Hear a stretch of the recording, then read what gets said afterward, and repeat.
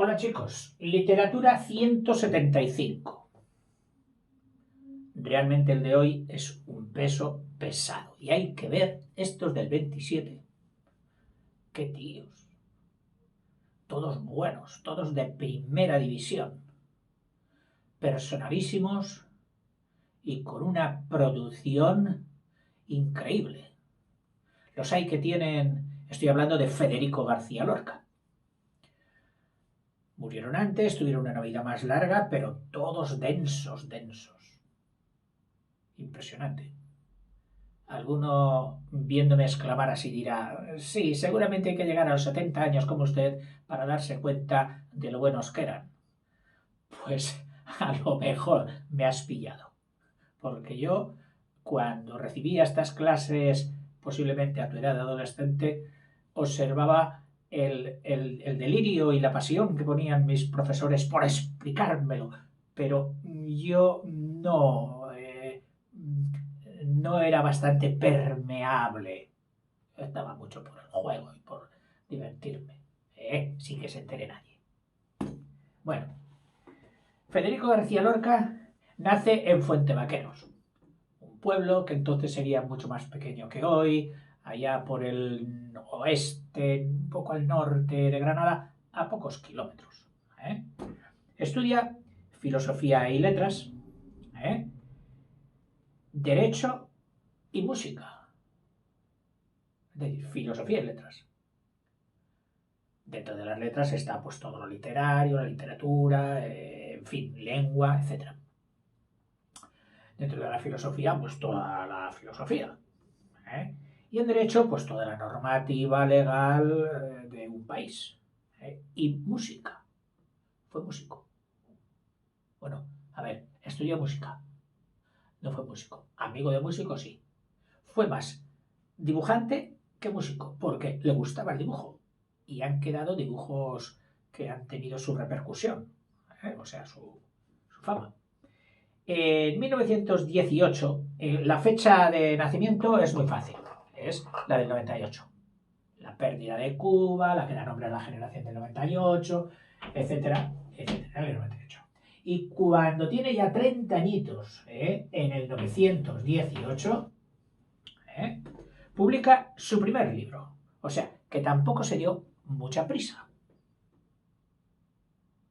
¿Mm? Otros se habían lanzado antes a las publicaciones. Y otros que lo hicieron más tarde a veces era porque no tenían bastante dinero. Sigo.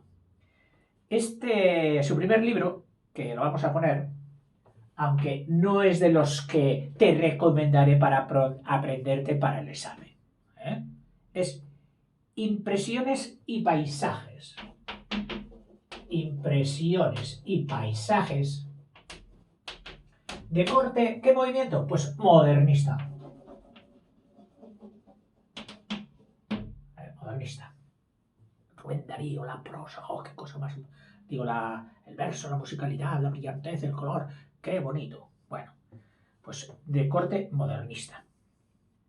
Y en prosa poética, imitando a su también admirado Juan Ramón Jiménez, como todos los de su generación.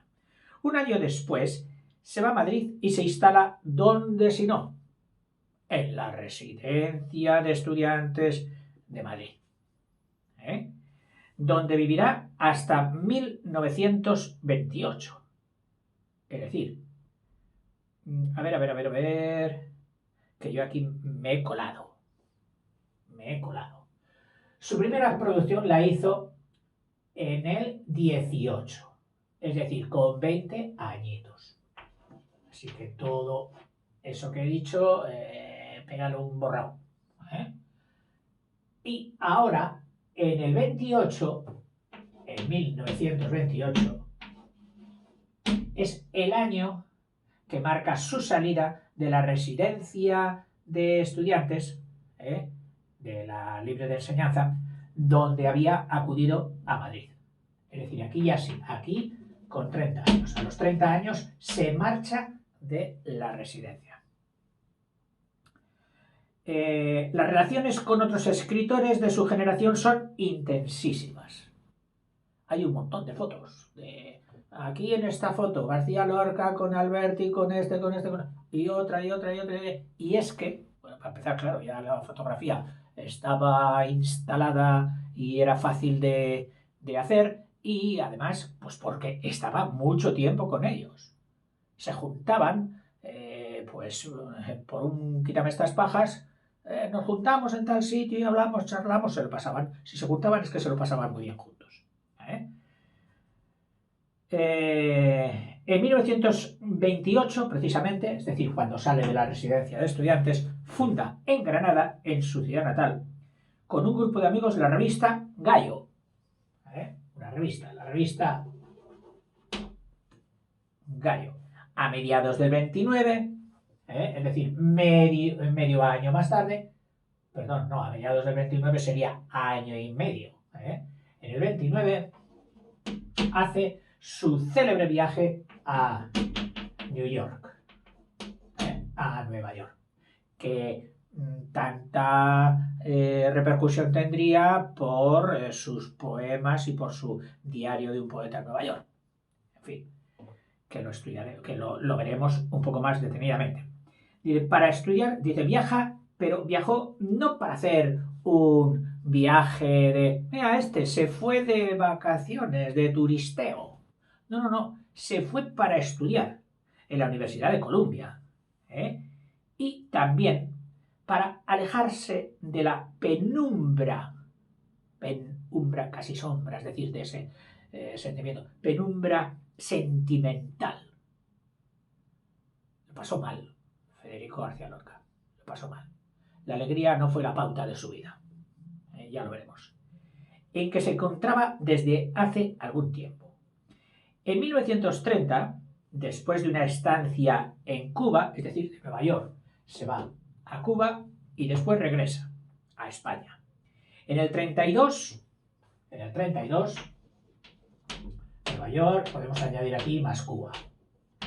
En el 32 crea el Teatro Universitario, un teatro ambulante, que va de pueblo en pueblo, el Teatro Universitario La Barraca. Ay, estoy espeso esta mañana. Teatro Universitario La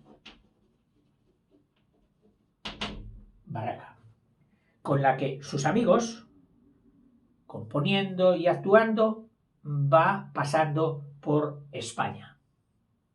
Y lo dirigió hasta 1935. Del 32 al 35, año anterior a la explosión de la guerra. Obtiene en estos años notables éxitos en España y en Hispanoamérica como dramaturgo. Es decir, es poeta, pero sus primeros éxitos sonados le vienen como dramaturgo, como compositor de teatro, y en España y en el extranjero.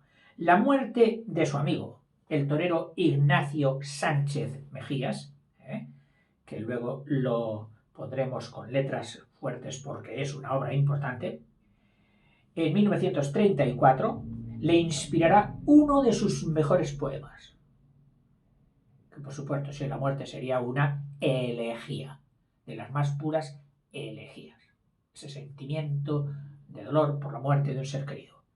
Aunque fue notoria su escasa afición por la política, cosa que algunos a lo mejor pensaban lo contrario, porque como murió por causas políticas, por causas ideológicas en la guerra y políticas, era para pensar que él hubiera sido un asiduo y un seguidor de la corriente y de la trifulca política, y no,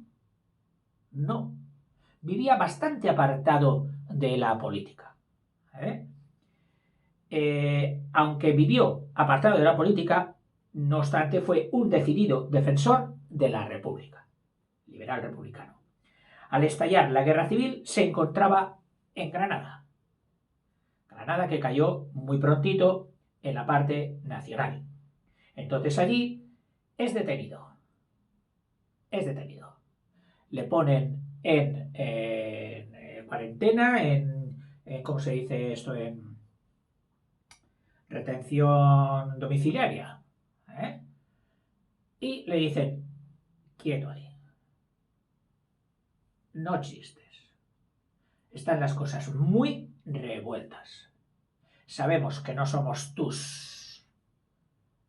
no somos santos de tu devoción, pero si tú te estás tranquilo, por nosotros, nada. Pero, en ese avispero que es una guerra civil, y cuando digo avispero ya no es porque haya muchas, sino porque pican. Y picar, y picar, y picar, y picar. La noticia del encarcelamiento domiciliario de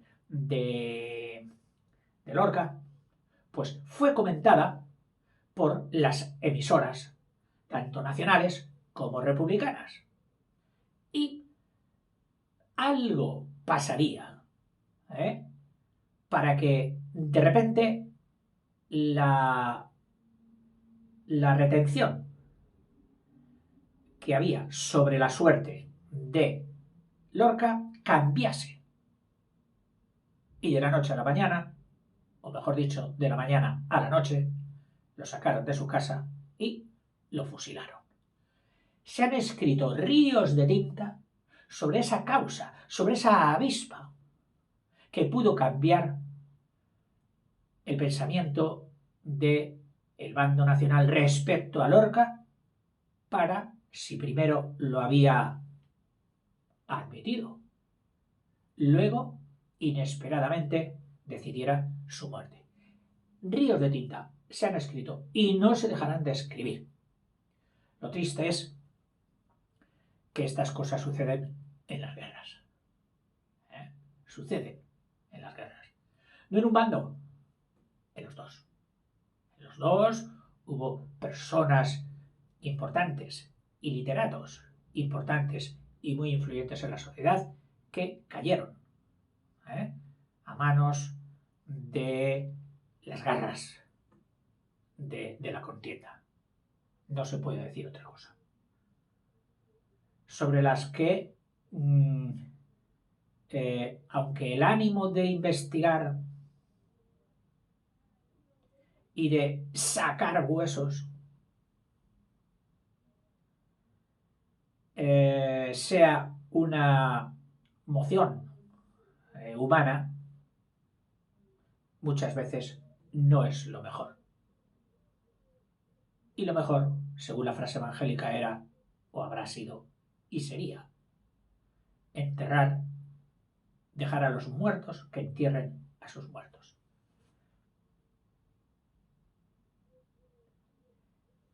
Pero que haya una mayor cantidad de gente que se dedique a vivir, a renovar, a hacer puentes y a hacer lazos. Porque en la búsqueda de aquellas iras, de aquellos vientos, realmente solo se pueden recoger tempestades. ¡Oh, es que esto es historia y hay que...! Sí. Pero debieran hacerlo personas con el ánimo calmado, sereno. No precisamente las personas revueltas, iracundas y que todavía guardan odio. Esas personas no debieran tocar estos temas históricos. Pero claro, es imposible decir, tú tócalo, que eres mesurado, eres pausado. Tú no lo toques, porque todo lo que toques lo vas a convertir en furia. Y esto pasa. En fin, se encontraba en Granada. Es detenido y poco después fusilado. Todos los que conocieron y trataron coinciden sin excepción en su fascinante personalidad. Un tío, como dirían hoy, súper. Un 10. Un fichaje de primera, el mejor. Es lo que opinaban de él.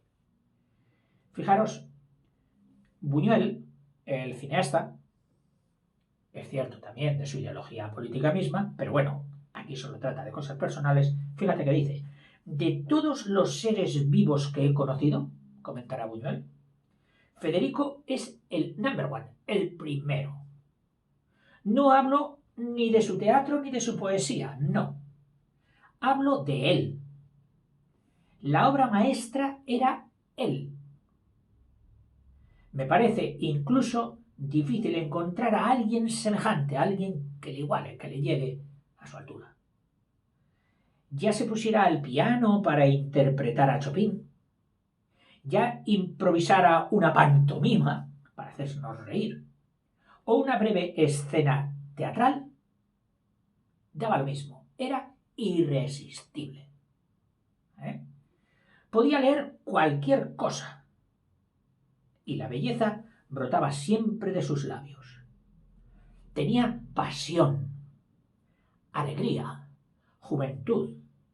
Era como la llama, como el fuego. Sin embargo,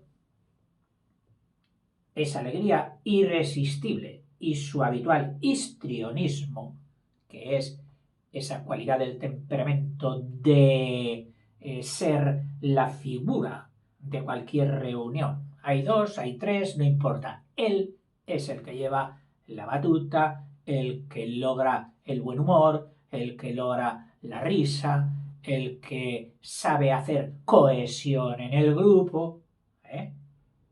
Dice, a pesar, dice, sin embargo, esa alegría irresistible, fíjate, ojo, y su habitual histrionismo de un tío extrovertido, pero extrovertido en buen plan, no diciendo bobadas, no, siendo un número 10, no oculta nunca la otra cara, era una moneda. Por un lado, histriónico, joven, alegre, maravilloso. Por el otro lado, la otra cara de sombras en que vivió el poeta. Él mismo afirmaba en el 28, la luz del poeta es la contradicción. No sólo, como suele afirmarse, a consecuencia de una presunta frustración erótica provocada por su homosexualidad, que hasta hace poco todavía algunos la ponían en duda. Hoy no, nadie pone en duda que fue homosexual. Sino, no solo por esa frustración erótica, ya que en aquellos tiempos, y todavía hoy, pues sabido es que no todos los ambientes, las sociedades ni los países permiten un desenvolvimiento racional y sin trabas de la homosexualidad. Y en aquel tiempo, mucho menos. Dice, sino también fruta de sus angustias o terrores ante los enigmas del mundo y de la vida. Su religiosidad heterodoxa. Era un hombre religioso, pero no religioso a la usanza del catolicismo normativo de la España, de su España de entonces, sino él era religioso a su manera. Seguramente, pues, entresacando de toda la esencia religiosa el clericalismo. Esa tara que rebaja muchísimo la acción de una idea tan noble como es la religiosa. En la que, sin embargo, puede rastrearse una veta cristiana. Es decir, sí, no solo una religión de tipo esotérico, no, sino donde puede rastrearse una veta cristiana. En muchas alusiones, en que él se manifiesta de acuerdo a ese cristianismo, que fue seguramente estas alusiones y estos textos o poemas los que, en principio, le valieron aquella contención cuando fue apresado en Granada. Dice, no constituyó tampoco esta veta cristiana y esta religión propia suya, dice, no constituyó tampoco una ayuda para encontrar respuesta a muchos de sus interrogantes. A veces hay gente que en la religión encuentra la respuesta a todos los interrogantes metafísicos, vitales, etc. Él no. Tenía base religiosa, pero no le sirvió de mucha ayuda para calmar todas sus angustias y para llenar todas sus dudas. Vicente Alessandre, compañero suyo, en 1937, es decir, después de muerto, porque murió en el 36, después de muerto, evocará, dice, al noble Federico de la Tristeza. Federico de la Tristeza, al hombre de soledad y pasión, que en el vértigo de su ira de triunfo, hombre triunfador, difícilmente podía intuirse, adivinarse. O sea, muchos no adivinaban que detrás de su alegría y éxito triunfador hubiera este otro Federico doliente.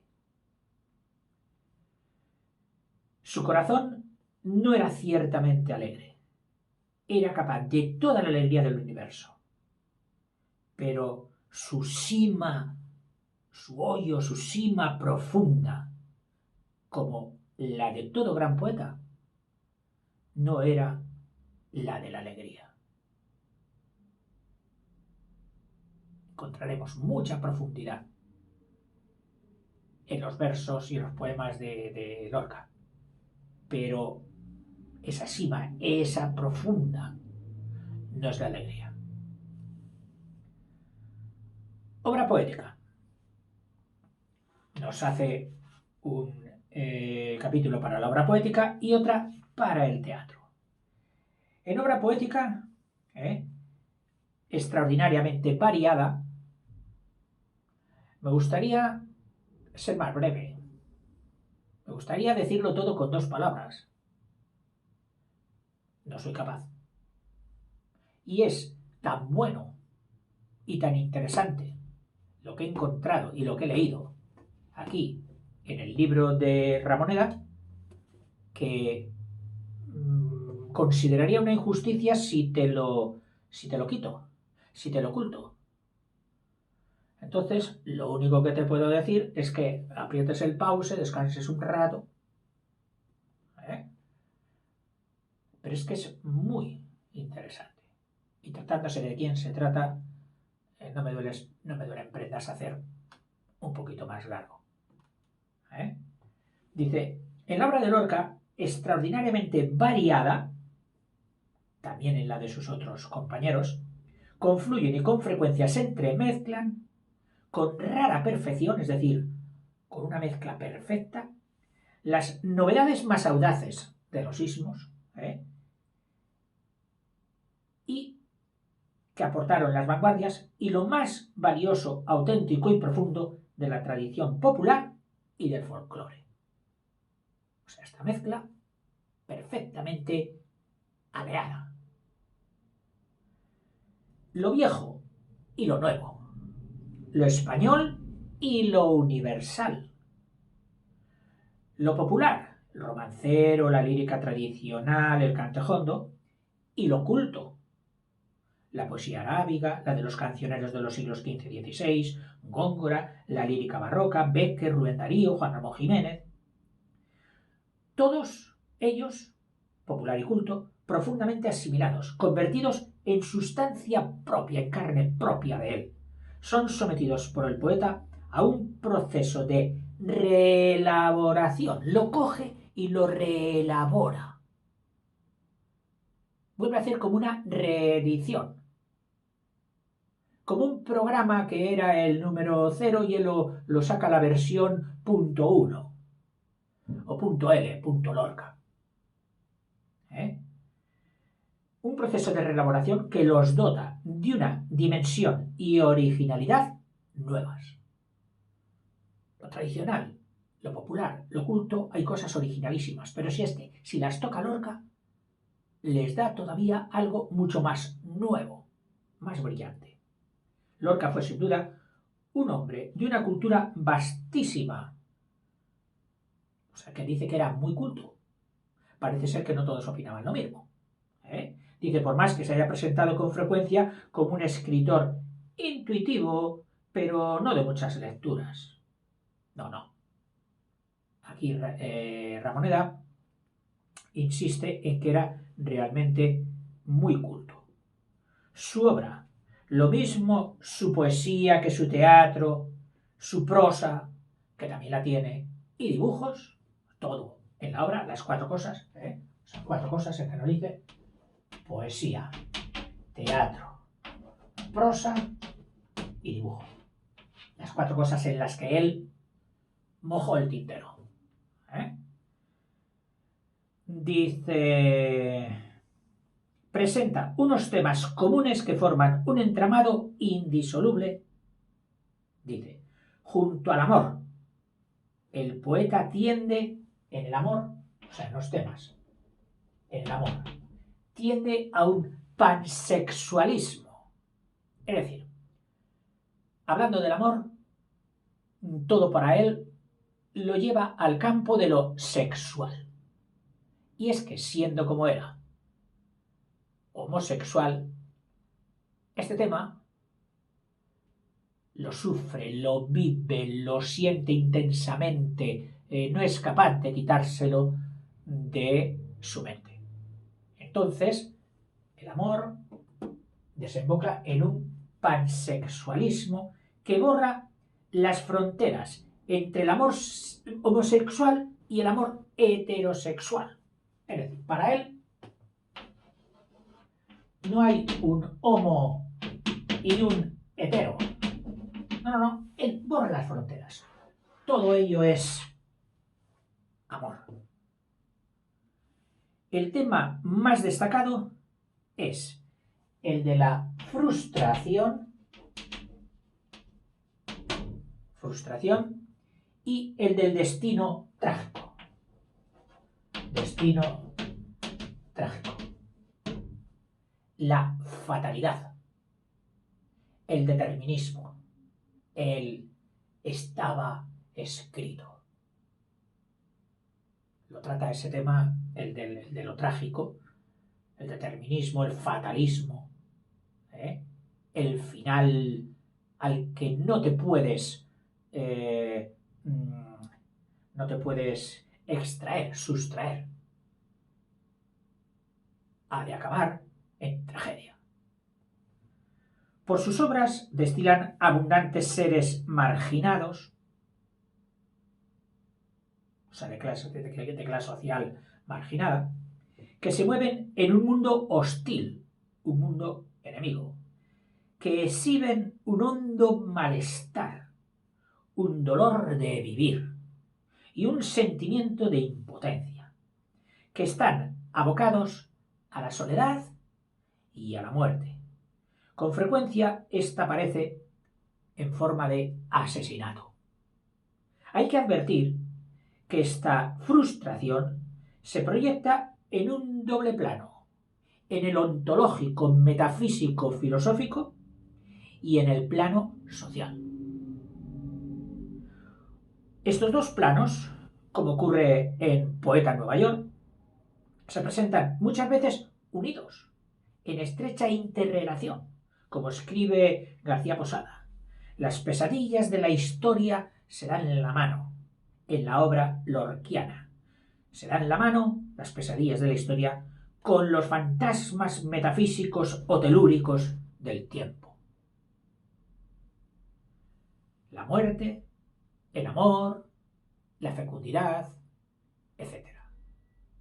Y en ellos están los dos planos siempre, el metafísico y el real, el anecdótico, el histórico. No es fácil estudiar cronológicamente la producción de Lorca, dice. O sea que, por las fechas, no es fácil. Diría que algunas obras se redactaron paralelamente, es decir, al mismo tiempo, o fueron sometidas a un largo proceso de reelaboración. La tenía escrita, pero no la publicaba, la tenía ahí. La iba leyendo de vez en cuando y la iba retocando. Iba tachando, iba poniendo. El afán de perfección típico del 27. Por ejemplo, el poema del Cantejondo, por ejemplo, lo empezó en el 21 y lo publicó 10 años después. El poema del Cantejondo. En una primera etapa, que se prolonga hasta el 28, Lorca escribe de poemas, en 1900, publicado en el 21, que recoge composiciones escritas entre el 18 y el 20. Poema de Cantejondo, Canciones, escrito entre el 21 y el 24 y publicado en el 27, y Romancero Gitano. Y ahora vamos a empezar porque estos tres sí son de examen, de los de subrayar. Borro y nos metemos con el hueso, la esencia, el núcleo de las obras lorquianas. Poema de Cantejondo.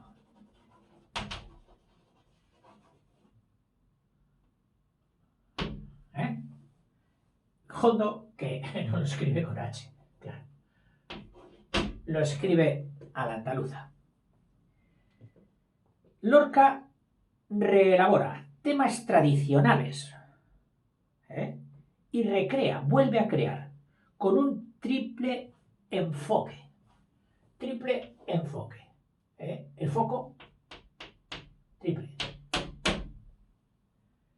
Lo lírico. Lirismo. Lo lírico.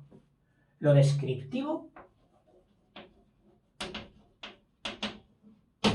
y lo dramático.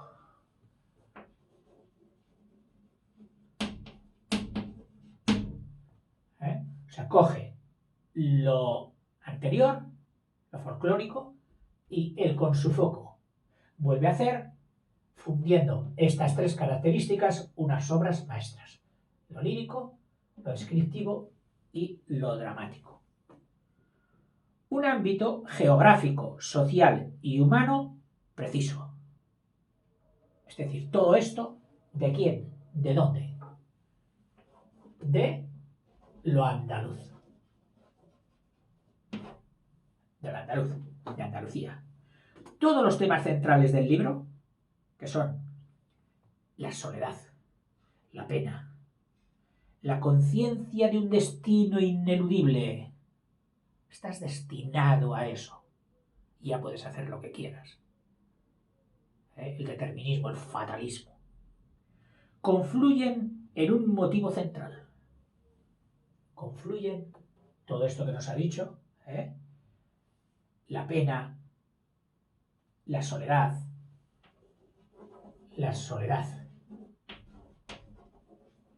la pena, la fatalidad, todo ello confluye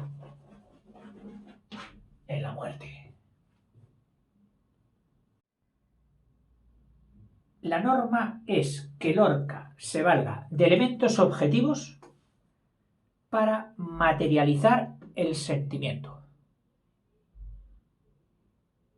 Es decir, para manifestar su sentimiento, él coge temas, objetos reales. Sin embargo, en algunos poemas, la objetivización cobra su pleno significado en su alternancia con la expresión subjetiva, como en Memento. Es decir, trata el sentimiento de forma objetiva, que puede ser el sentimiento de cualquier ser humano, lo intercala y lo alterna con el sentimiento suyo, propio, subjetivo, como hace en Memento. Este libro, refiriéndonos al poema del Cantejondo, que tiene una destacada unidad temática, no debe considerarse como un ejercicio previo al Romancero Gitano, que es el siguiente que vamos a ver. O sea, no es solamente algo previo, como un prólogo de Romancero Gitano. Dice, no. Aunque las dos obras guarden alguna semejanza desde el punto de vista formal, modulan estructuras, imágenes, ritmo y léxico diferentes. O sea que tienen diferencias de todo este tipo poema de Cantejondo, respecto a romancero, se pueden apreciar estructuras diferentes, imágenes diferentes, léxico y ritmo diferentes. Pasamos al siguiente, que no es romancero en este caso, sino que va a ser canciones. Y la podíamos titular el número 1 y el número 2 de los examinables. Y aquí sí ya, vamos a hacer un alto en el camino, que te veo un poco cansado. Hasta luego.